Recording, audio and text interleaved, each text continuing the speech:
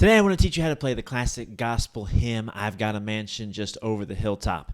We're going to take a deep dive on this hymn. I'm going to work from the Hymnbook page. I'm going to show you how to learn the melody, then match the chords, what chords go with the melody, and then we're going to build from that foundation and make this into a full congregational style arrangement so you can sit down and play this for congregational singing in church or to back up a choir or a group of singers.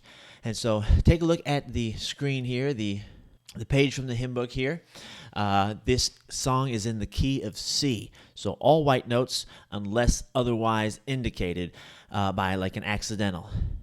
We're also in common time, 4/4 time, 4 beats per measure, and a quarter note will get 1 count. That means an eighth note will get half a beat, 16th note will get 1/4 of a beat, 4 16th notes per beat. So let's start off by learning the melody. The melody takes this rhythm, and it basically repeats throughout the entire song. It's like this. If I'm clapping on the beats, there's 1, 2, 3, 4. The melody is like this. Da da da da da da da da da da da da. It has that rhythm that repeats throughout the entire song. Da da da da da da da da da da da da. And so the way that's counted is, I'll demonstrate it here, starting right here, and then I'll go through the notes in just a minute. And 4 and 1, 2, 3, and 4 E and 1, 2. Now, if you get that rhythm in your mind, that's basically the rhythm of the entire song. It just repeats that over and over again, with just a few exceptions. Now, what the notes are and the way we count them, it starts off right here with this E, E, F, F sharp, G, E. And the way that's counted is comes in on the eighth note right before the fourth beat of this partial measure here. It's called a pickup beat. So we count it, and 4 and 1, 2.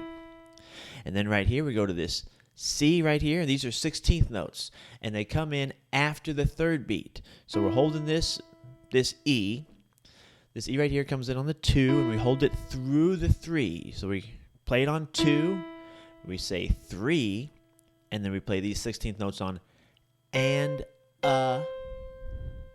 and then these two 16th notes come in. This comes in on the fourth beat, right after the fourth beat, and this is on the and of the fourth beat. So we count it like this. 4 E and. Now we're here. 1, 2. So that's the basic rhythm that will repeat, and the notes change in the next section. But let me go ahead and count this again for you. And 4 and 1, 2, 3, and 4 E and 1, 2, 3. Now this comes in right after the third beat, in between the third and the fourth beat, with the and 4 and, just like before, and the rhythm repeats. Now the notes are different, but the rhythm is the same that we just did. And 4 and 1, 2, like that. So up here the notes are G, G, F sharp, and then F natural down here. G, G, F sharp, F, D.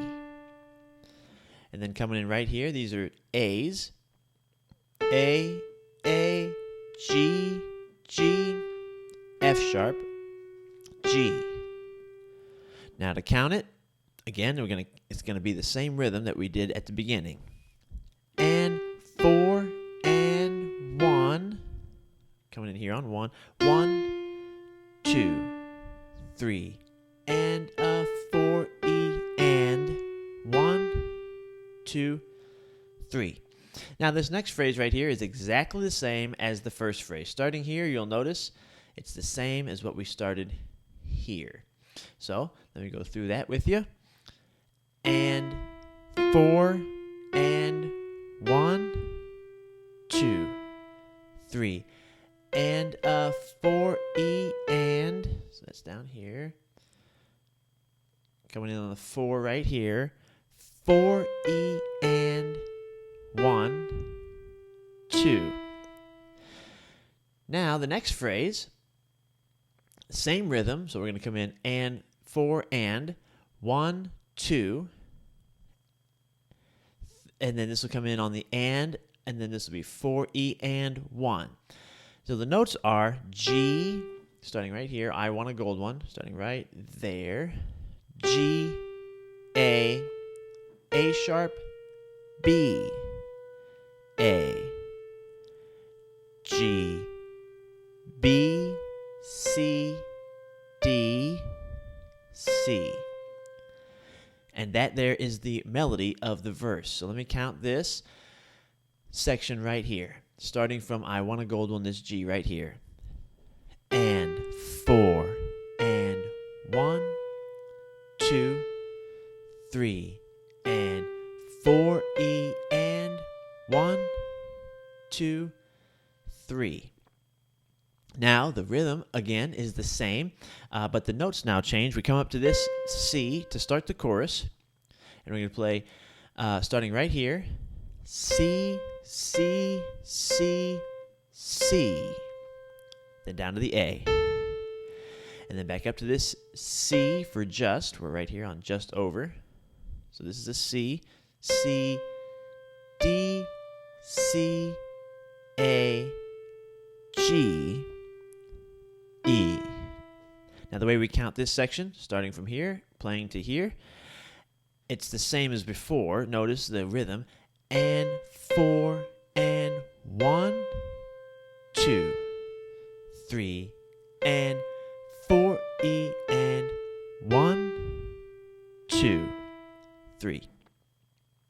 All right, so now we're going to go into the next part of the chorus. Starting here on this G, it walks up. G, A sharp to B. Now, let me get the next page up. So now we're here at the beginning of this measure. Right here. B, A,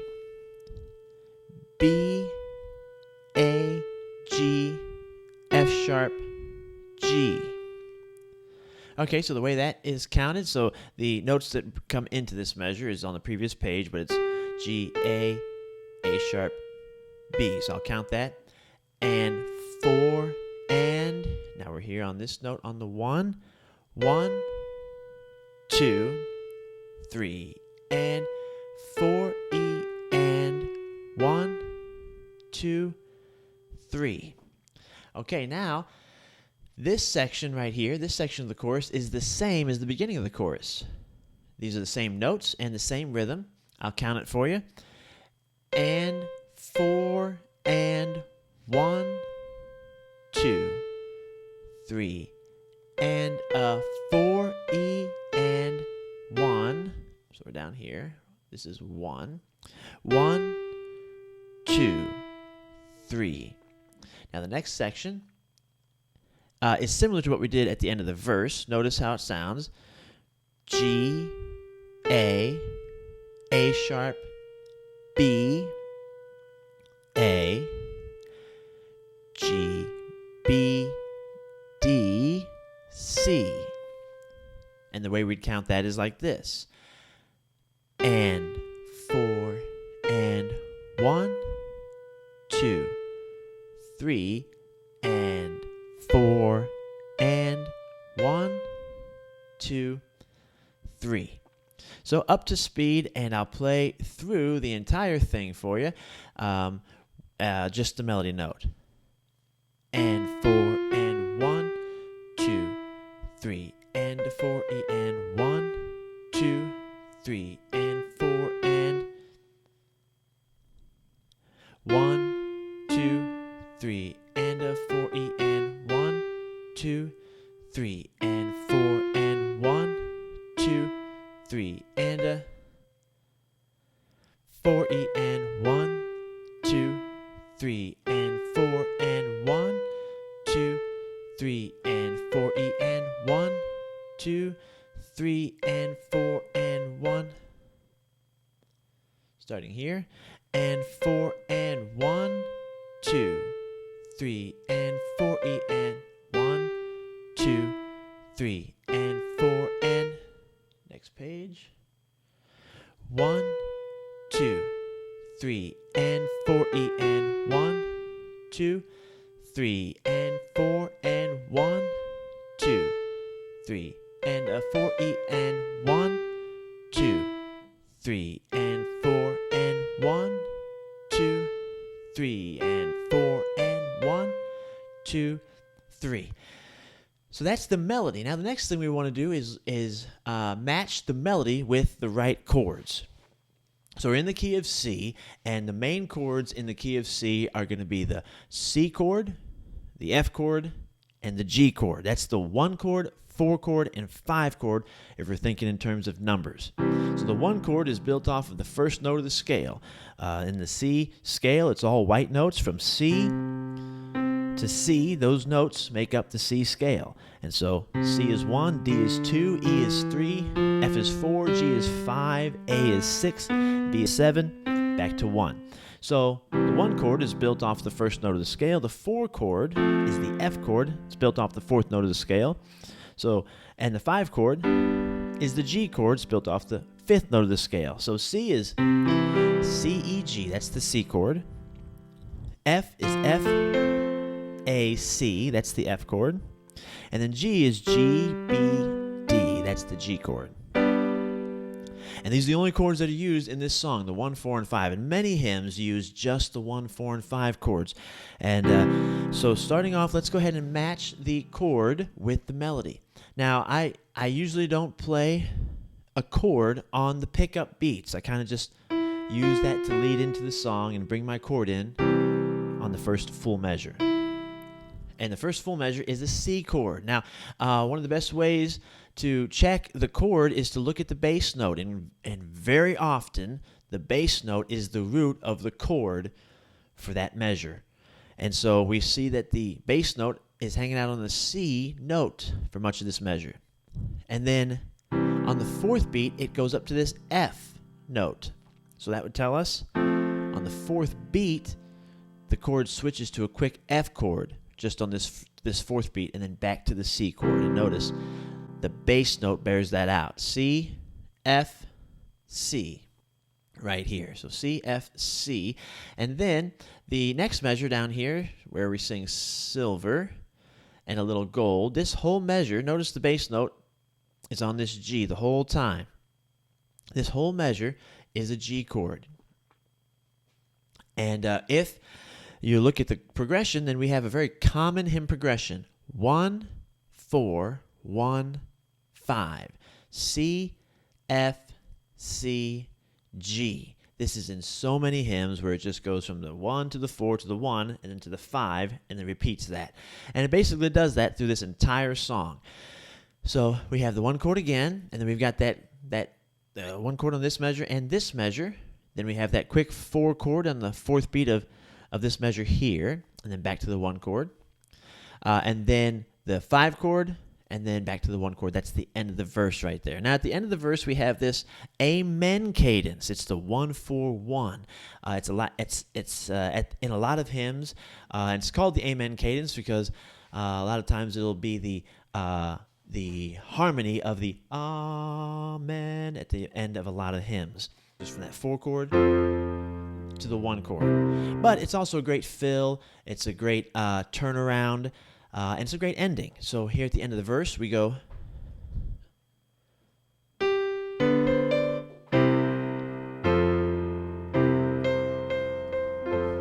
And so I encourage you to go ahead and do that. And C, F, C.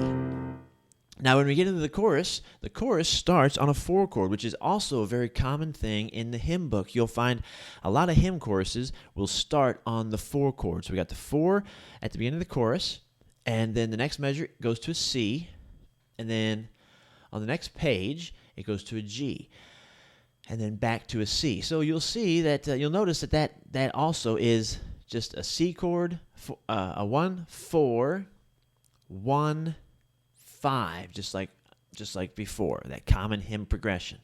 And so we get it, the same thing again, C, F, C, G, and then that's the end of the song down here. So it's that 1-4-1-5 just repeated over and over again throughout this hymn.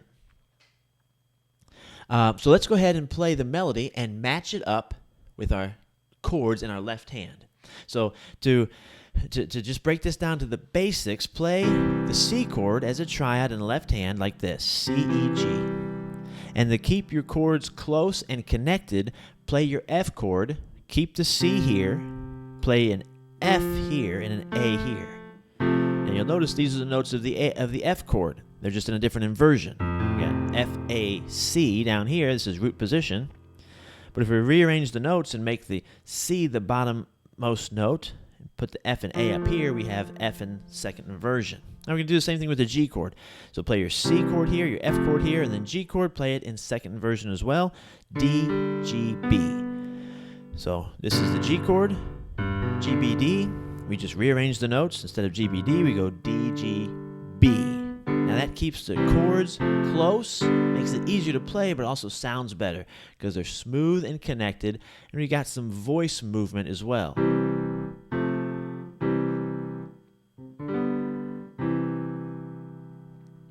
So go ahead and play the melody and match it with the chords. So we're going to go, we're going to play these notes by themselves, and we play this part of the melody. We'll hold the C chord in the left hand. C chord. And we switch to the F chord there, just for the fourth beat, and then C chord here. Now this section right here might be kind of tricky if you're a beginner, because you got to count that rhythm, and the F chord switches right there in the middle of those 16th notes, and a 4 and a 4 E and 1 2. So this is how it should be counted. This is how they should line up. Pick up notes by themselves, and 4 and we're going to play C chord in the left hand with this G, then hold the C chord for this E. Now this comes in on the and so we go 3 and then we hit this one, 4 E and then we go back to the C chord, 1 2, and we continue on just playing the melody with the chords. G chord here, and the G chord is held for that entire measure, so you can just hold this down, and we go to the C chord here. And then we just continue with the melody. C chord here. Then we're going to do the same switch that we did earlier. And a 4 E and 1, 2, 3. And 4 and 1, 2, 3. And 4 E and 1, 2, 3. And 4 and 1, 2, 3, and 4 E and 1, 2, 3, and 4 and 1, 2, 3, and 4 E and 1, 2, 3, and 4 and 1, 2, 3, and a 4 E and 1, 2, 3 and 4 and 1, 2, 3 and 4 and 1, 2, 3. Now this here has the same 1-4-1 ending. I forgot to write it up here, but C, F, C, just like at the end of the verse. C, F, C.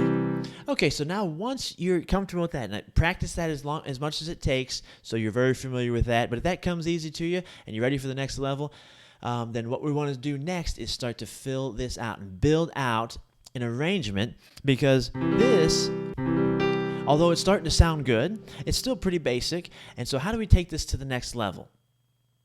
What we want to do now is spread the hands out. Instead of playing a chord in your left hand, play the root of the chord as an octave. And what we're going to do is we're going to do a really simple upbeat left-hand pattern where we just play the root of the chord as an octave, and then we play the fifth of the chord, which for the C chord is the G. 1, 5, 1, 5. And we do that twice. It gives us 4 beats, and it gives us this great bouncing bass pattern. Perfect for an upbeat song like this. Bum, bum, bum, bum. Now we'll do that on the F chord. For the F chord, it'd be the F octave, and then the fifth of the F chord is the C. So we just bounce between the two on every beat. And then for the G, here's our G octave. We bounce between the two on every beat. So if we use this left-hand pattern going through the hymn,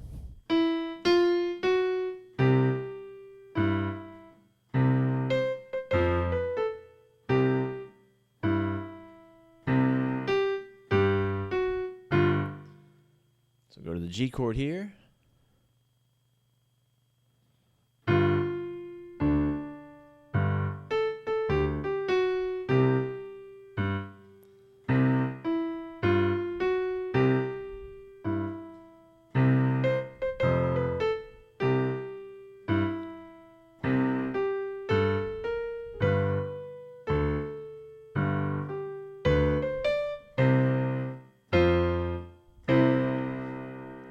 Now, what we can do with the right hand is start to fill in. Since we're not playing chords in our left hand, we don't really have these notes in the arrangement anymore. So we want to stick them in the right hand.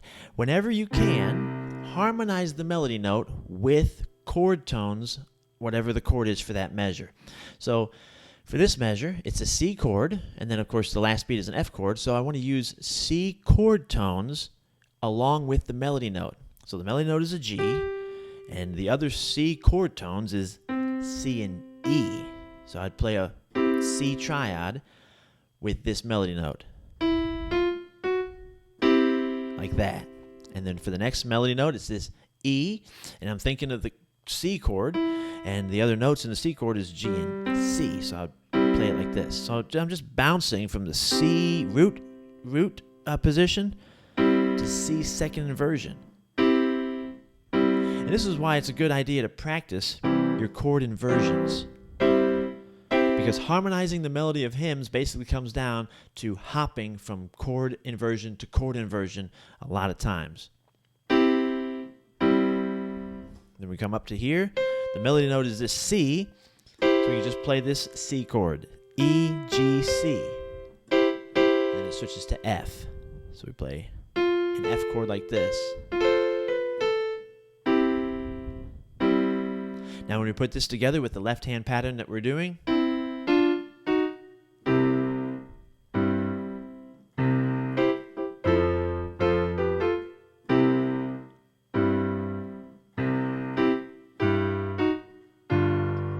it's already starting to sound full and upbeat.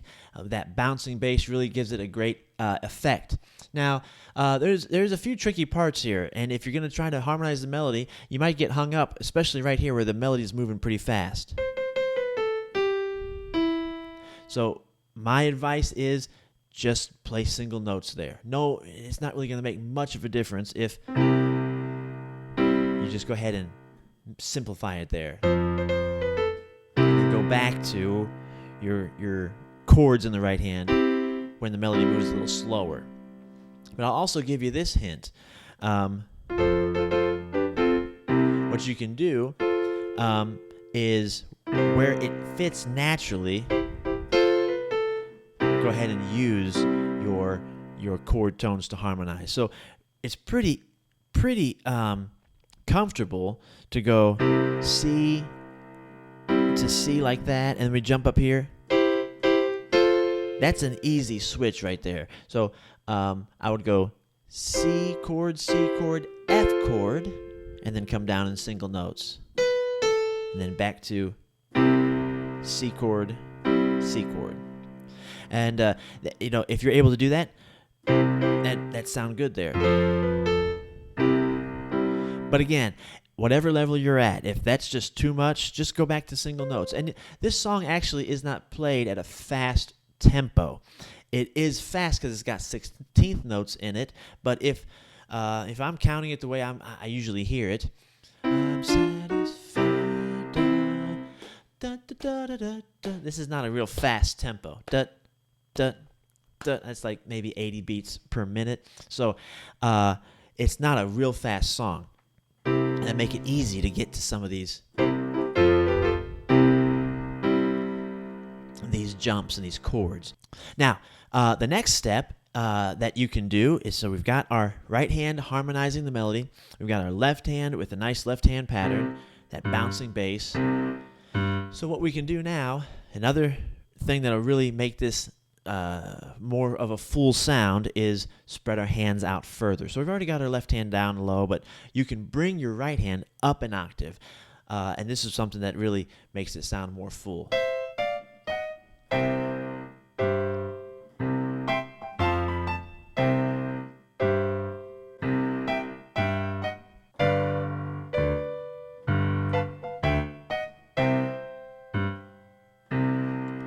Now you may wonder what to do on these pickup notes that kind of present a challenge here with these these sharps and things. What I would do is actually just play what's written there and just walk it up just like that, and then go into my chords in my right hand after those. And for each of these little phrases that come at the beginning, like right here as well, I just play what's written. Just keep it simple, and you can even, if it's hard for you to get both those notes in there, just play the top one. That's perfectly acceptable.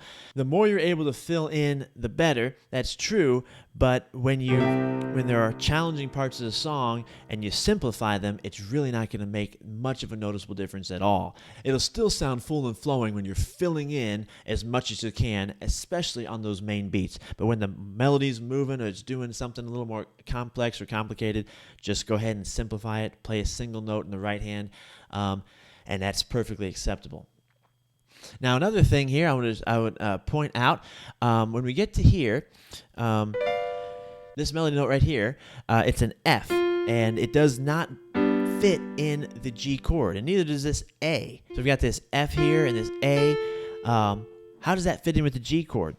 Well, these are extensions. So the G is the 5 of the key, the 5 chord, and the F is the dominant 7th. So the 5 chord is the only chord in the key that has a dominant sound. It's an unstable sound that wants to move to the 1 chord. It provides that strong resolution to the 1 chord. And so that's why the F is with the 5 a lot. It gives us that dominant sound.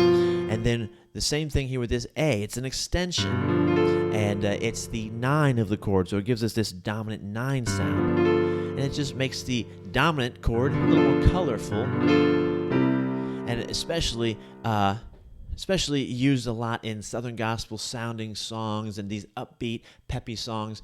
So right through here, we can just go ahead and harmonize these notes with other G chord notes.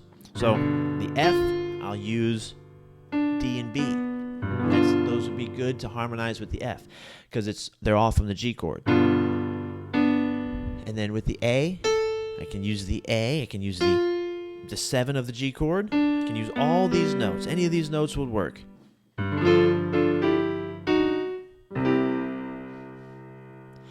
And so that's what we want to harmonize here when we see this G chord with these notes that don't seem to fit with the G chord. And it happens a couple times here as well. We've got the G chord. So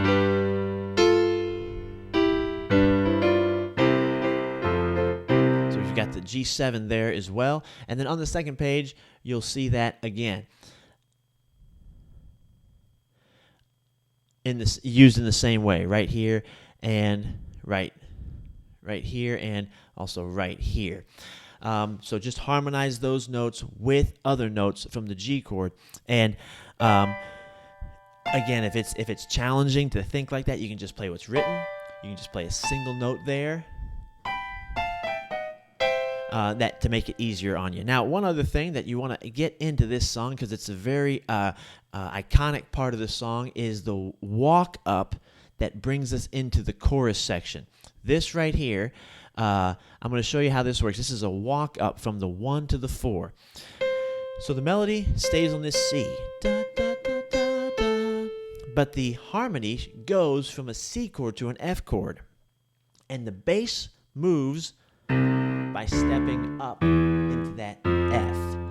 I've got a mansion. Now that's a great move, and you want to do that in the left hand. As soon as you get to the chorus, hit that walk up in the bass.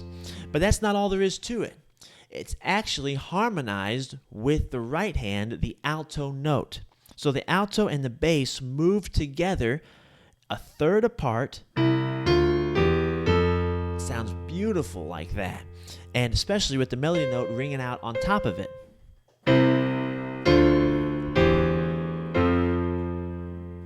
So you want to get that in there. Both times it appears. It happens here, where we walk up at the beginning of the chorus, and it happens right in the middle of the chorus, right here, and someday yonder. So both of those times, this is how I like to do it. If I've got my hand up here, I'm going to play a C octave right here, and it comes in on the and, right between the 3rd and 4th beat, and 4, and, like that. And then I get to this, and I play an F down, F here, and my F octave down here, my F chord up in my right hand. So the melody note stays here, and we just hit that 3 times, but each time we move the left hand up and the thumb up. Then we get to here, we hit that F chord. This is a great build into the chorus. Now, I like to do it that way too sometimes, where I'll use this 3rd moving up like this. So I'm just playing, I'm mirroring the bass note underneath of this alto note. It just gives it a bigger sound. And I got this full octave chord right here for the chorus build.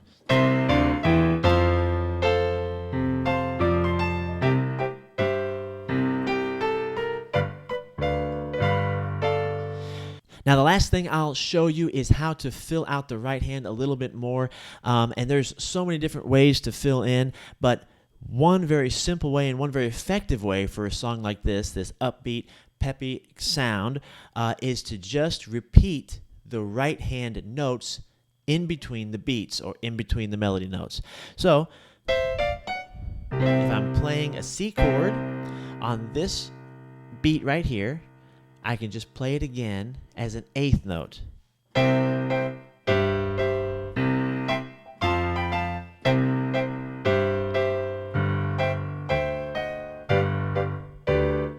So notice all I'm doing is whatever I played here, I just play it again as in between the beat.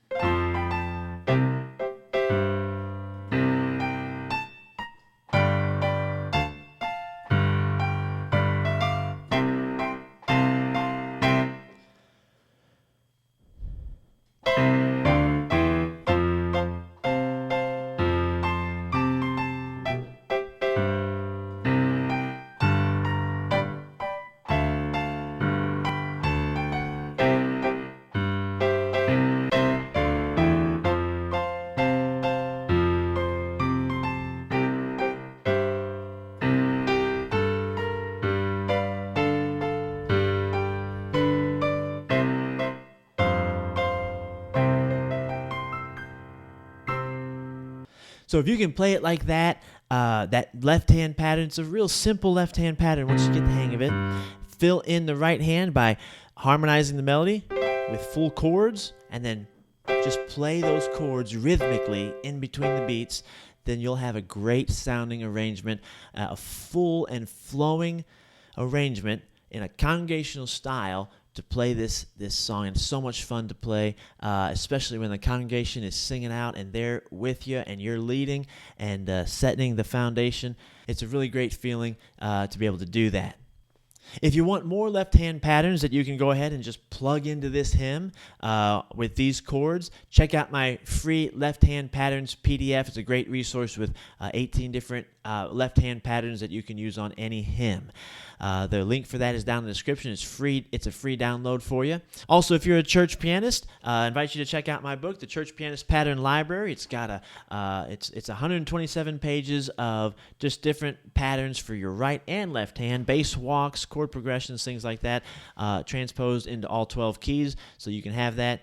Check that out. The links for that is down in the description as well. If you enjoyed this hymn breakdown, let me know in the comments and also by hitting the like button, and subscribe to the channel if you haven't done that yet. Also, let me know your thoughts on this lesson and future lessons you'd like to see down in the comments. Thanks for watching this lesson, and I'll see you in the next one.